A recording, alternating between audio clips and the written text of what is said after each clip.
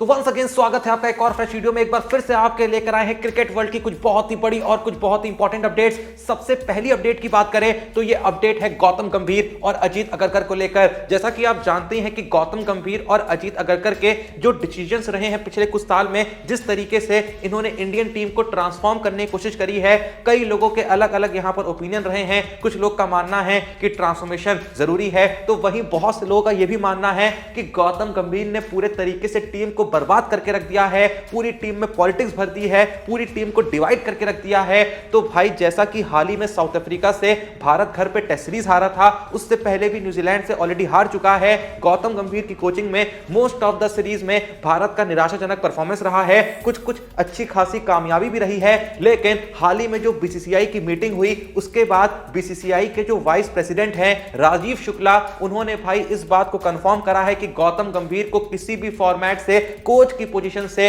Sac नहीं किया जा रहा है। 2027 ओडीआई वर्ल्ड कप तक कंफर्म गौतम गंभीर तीनों ही फॉर्मेट के हेड कोच रहेंगे। लेकिन जहां बात आती है चीफ सिलेक्टर अजीत अगरकर की, तो उन्हें लेकर भी राजीव शुक्ला ने यह बयान दे दिया है कि फिलहाल 2026 टी20 वर्ल्ड कप तक अगरकर यहां पर चीफ सिलेक्टर रहेंगे, उसके बाद कुछ ऊपर नीचे हो जाए तो वो बात की बात है। इससे आगे बढ़े तो भाई मोहम्मद शामी और मुकेश कुमार जो है उनको सेंट्रल कॉन्ट्रैक्ट से हटाया जा रहा है। जी हां, जैसा कि साल खत्म होने को है, अगला साल शुरू होगा, यानी साल 2026 आएगा, तो सेंट्रल कॉन्ट्रैक्ट जो होते हैं बीसीसीआई के प्लेयरों के साथ, वो वापस से यहां पर रिवाइज किए जाएंगे। और खबर यह है कि मोहम्मद शामी और मुकेश कुमार जो फिलहाल तो सेंट्रल कॉन्ट्रैक्ट का हिस्सा हैं, लेकिन भाई साल 2026 में मोहम्मद शामी को यहां पर सेंट्रल कॉन्ट्रैक्ट से बाहर करने के बारे में सोचा जा रहा है। बाकी मुकेश कुमार भी बाहर होंगे, और चलो मुकेश कुमार का समझ में आता है, कुछ खेलते नहीं है, कहीं भी ऐसा कुछ खास नहीं कर रहे हैं, जल्द हमको इंडियन टीम में देखने को भी नहीं मिलने वाले हैं। लेकिन भाई जहां बात आती है मोहम्मद शामी की,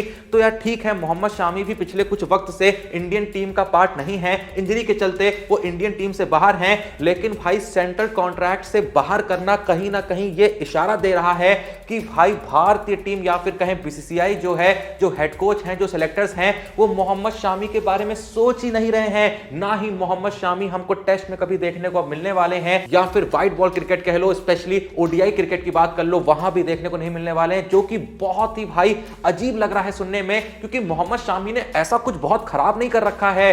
बंदा भाई जो पिछली टूर्नामेंट खेल के आया है, चाहे चैंपियंस ट्रॉफी कह लो, चाहे ओडीआई वर्ल्ड कप कह लो, हर जगह बवाल मचा के आया था, one of the best bowler रहा था। और ना जाने कितने साल से भाई बुमराह के अलावा अगर कोई एक बॉलर रहा है, तीनों ही फॉर्मेट में कह लो भाई, जिसके भरोसे इंडिया की बॉलिंग रहती थी, खासकर ओडीआई और टेस्ट फॉर्मेट में, वो मोहम्मद शामी रहा है। हाँ, जब से कमबैक हुआ है थोड़ा सा फॉर्म डिप हुआ है। आईपीएल 2025 जो थी वो भी कुछ खास नहीं गई थी। लेकिन भाई जिस तरीके से मोहम्मद शामी ने पिछले 1-2 महीनों में डोमेस्टिक क्रिकेट में परफॉर्म करा है, चाहे करेंटली चल रही विजय हजारे ट्रॉफी की बात कर लो, जहां अब तक वो 3 इनिंग में 6 विकेट्स ऑलरेडी ले चुके हैं। उससे पहले सैयद मुश्ताक अली ट्रॉफी में 7 इनिंग में 16 विकेट लिए थे, और उससे पहले जब रणजी ट्रॉफी खेल रहे थे, वहां भी भाई 7 इनिंग में 20 विकेट लिए थे। ये तीनों ही जो टूर्नामेंट हैं जो शामी ने पिछले 1-2 महीनों में खेली हैं, ये अक्रॉस फॉर्मेट्स टूर्नामेंट है। भाई विजय हजारे ट्रॉफी जो चल रही है वो ओडीआई फॉर्मेट की टूर्नामेंट है, वहां 3 इनिंग में 6 विकेट लेकर बता दिया भाई मैं ओडीआई खेलने के तैयार हूं, फॉर्म में वापस आ चुका हूं। सैयद मुश्ताक अली ट्रॉफी की बात करें जो कि टी20 फॉर्मेट की टूर्नामेंट है, वहां 7 इनिंग में 16 विकेट लिए, वहां भी बता दिया कि भाई जरूरत पड़े तो मैं टी20 खेलने को भी तैयार हूं। और जहां बात आती है रणजी ट्रॉफी की जो कि टेस्ट फॉर्मेट की टूर्नामेंट है, वहां भाई 7 इनिंग में 20 विकेट लेके ये भी बता दिया कि भाई अगर लॉन्ग फॉर्मेट भी खेलना है तो स्टेमिना है, स्पीड है, वहां भी वही बवाल मचा सकता हूं जो कि इतने साल से इंडियन टीम के लिए मचा रहा था। लेकिन फिलहाल बीसीसीआई उनसे आगे बढ़ने की सोच रहा है। अब इस सोच के पीछे कितना गौतम गंभीर हैं, अजीत अगरकर हैं, ये तो वही जानते होंगे। लेकिन मेरे हिसाब से इस तरीके से मोहम्मद शामी को बिल्कुल इग्नोर कर देना सही नहीं है। या तो हमको बहुत ही बेहतरीन बॉलर्स मिल गए होते, लेकिन ऐसा नहीं है। हमने हाल ही में ऑस्ट्रेलिया सीरीज में, साउथ अफ्रीका सीरीज में देखा था कि अपने मोस्ट ऑफ द जो पेसर्स थे भाई एकदम गड्ढे थे, जो भी वहां खेल रहे थे भाई कुछ भी इंपैक्ट देखने को नहीं मिल रहा था। India versus south Africa series में भर भर के रन पड़ रहे थे।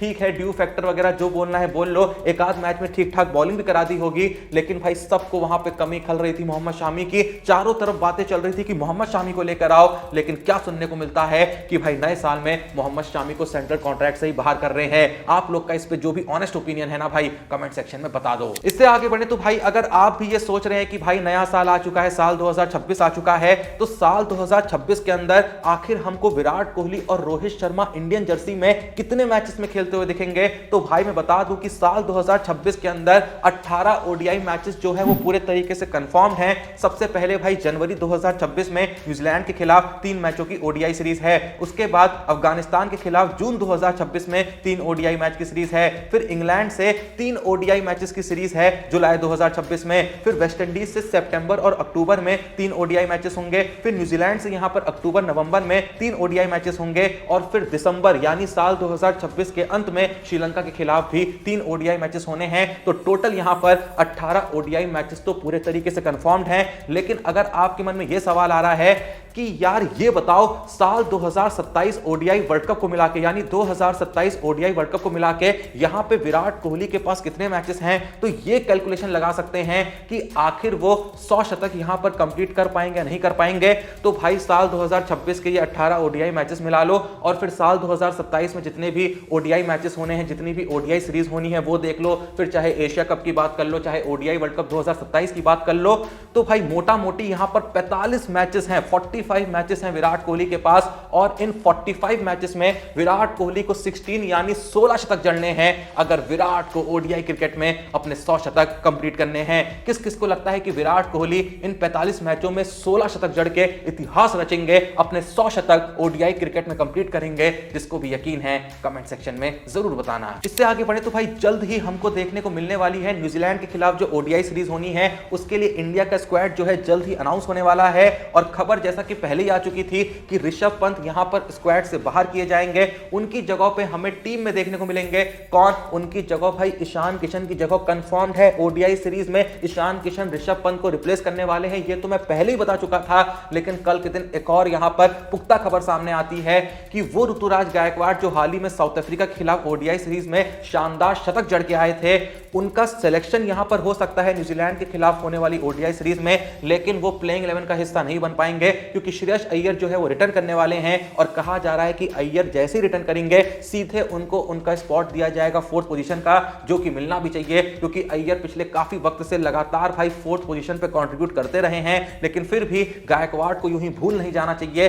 कोशिश तो रहनी चाहिए कि भाई गायकवाड़ स्क्वाड बने रहें क्योंकि भाई कमाल का फॉर्म चल रहा है बंदे का, जहां भी खेल रहा है, चाहे विजय हजारे ट्रॉफी की बात कर लो, चाहे पिछली जितनी टूर्नामेंट खेली है सब उठा के देख लो, कंसिस्टेंटली बंदा परफॉर्म करता रहा है। साउथ अफ्रीका के खिलाफ भी भाई इतने कम मौके मिले, वहां भी शतक बंदा जड़ के आ गया है। तो ऐसे में उसको पूरे तरीके से भाई खारिज नहीं करना चाहिए, जो कि उस बंदे के साथ अक्सर होता है। अचानक से लाते हैं, वो चलता है, फिर भाई सालों तक उसे भूल जाते हैं। बंदे की उम्र भी भाई ठीक ठाक तरीके से आगे बढ़ रही है। ऐसे में गायकवाड़ को जैसा मैंने कहा इग्नोर तो बिल्कुल नहीं करना चाहिए। और क्या पता भाई गायकवाड़ हमको 2027 ओडीआई वर्ल्ड कप में देखने को मिल जाए, इससे अच्छी बात और क्या ही हो सकती है। तुम्हारा इस पर जो भी सोचना है कमेंट सेक्शन में बता दो। बाकी बात करें भाई आज की लास्ट अपडेट की, तो ये अपडेट है आरसीबी को लेकर। ये अपडेट वैसे तो एक आध दिन पहले ही आ गई थी लेकिन पूरे तरीके से कंफर्म नहीं थी। लेकिन अब भाई 99% कंफर्मेशन के साथ मैं इस बात को कह रहा हूं कि यश दयाल हो सकता है हमको आईपीएल 2026 में आरसीबी के लिए खेलते हुए देखने को ना मिले। ठीक है, उनके पास भुवनेश्वर कुमार हैं, जेकब डफी को हाल ही में ले लिया था, उसके अलावा हेजलवुड वगैरह भी है। लेकिन फिर भी भाई ये एक बड़ी अपडेट है कि यश दयाल जो पिछले 2-3 सालों से लगातार आरसीबी के लिए डिसेंट परफॉर्मेंस दे रहे थे, वो हमको आईपीएल 2026 में खेलते हुए देखने को नहीं मिलेंगे। इसके पीछे का रीजन ये है कि जयपुर का स्पेशल पॉस्को कोर्ट जो है, जिन्होंने भाई यहां पर अपील रिजेक्ट कर दी है यश दयाल की जो बेल की अपील थी। अगर आपको याद हो तो कुछ वक्त पहले खबर सामने आई थी कि एक आध लड़की थी जिसने, क्या कहते हैं, एक आध लड़की क्या मतलब एक आध लड़कियां थी, कह लो, मेन एक लड़की थी, फिर और कुछ एक आध लोग थे जिन्होंने इल्जाम लगा दिए थे यश दयाल पे कि भाई वो उल्टे सीधे मैसेजेस करते थे। एक बंदी ने तो ये तक कह दिया था कि भाई मोलेस्ट किया, मेरा इस्तेमाल किया, वगैरह वगैरह वगैरह। उसके बाद ये भी खबर आई थी कि इल्जाम जो है वो साबित हो गए। कभी खबर आती थी कि यहां पर केस जो चल रहा है वो कहीं ना कहीं यश दयाल के फेवर में जा रहा है, पर अब भी भाई वो अरेस्टेड हैं, वो पूरे तरीके से बेल पे बाहर नहीं है, उनको बेल नहीं मिली है, जिसके चलते वो आईपीएल 2026 में शायद ना खेल पाए। लंबे वक्त से डोमेस्टिक क्रिकेट से भी दूर चल रहे हैं सिर्फ इसी वजह से। तो ऐसे में खबर यह है कि उमेश यादव को यहां पर अप्रोच किया है आरसीबी ने, उनके अनुभव को यहां पर अहमियत दी है। अब क्या आरसीबी गलती कर रही है? क्योंकि उमेश उमेश यादव को पिछले साल किसी टीम ने नहीं खरीदा आईपीएल में, इस साल भी किसी टीम ने इंटरेस्ट नहीं दिखाया क्योंकि भाई उम्र हो चुकी है, करंट फॉर्म भी ऐसा कुछ खास नहीं चल रहा है, कहीं भी वो एक्टिवली खेल नहीं रहे हैं। फिर भी भाई उमेश यादव, 38 साल के उमेश यादव पे आरसीबी का भरोसा टिकाना, जैसा मैंने कहा, क्या ये एक बड़ी गलती हो सकती है जहां इस वक्त पे इतने सारे यंग बॉलर्स भाई तैयार हो रहे हैं, कई ऐसे यंग टैलेंट इनको मिल सकते थे आईपीएल 2026 में खिलाने के लिए, लेकिन इन सबको इग्नोर करके 38 साल के उमेश यादव को अप्रोच करना, वो उमेश यादव जो जैसा मैंने कहा कि भाई पिछले 2 साल से आईपीएल में बिक तक नहीं रहे हैं, आईपीएल 2024 में बिके थे लेकिन आईपीएल 2025 में बिके नहीं, आईपीएल 2026 में बिके नहीं, किसी टीम ने इंटरेस्ट नहीं दिखाया, इंडियन टीम से कोसों दूर हैं, कमबैक की कोई चांस नहीं है। फिर भी आरसीबी भाई एक्सपीरियंस्ड भुवनेश्वर कुमार के साथ एक्सपीरियंस्ड उमेश यादव को लाने की सोच रही है। क्या यह एक सही डिसीजन है या फिर यह एक बहुत बड़ी भूल साबित हो सकती है? जो भी तुम्हारा इस बारे में ऑनेस्टली सोचना है कमेंट सेक्शन में जरूर बताना। बाकी वीडियो को लाइक करना, चैनल को सब्सक्राइब करना। मिलते हैं नेक्स्ट वीडियो में, तब तक के लिए जय हिंद, धन्यवाद।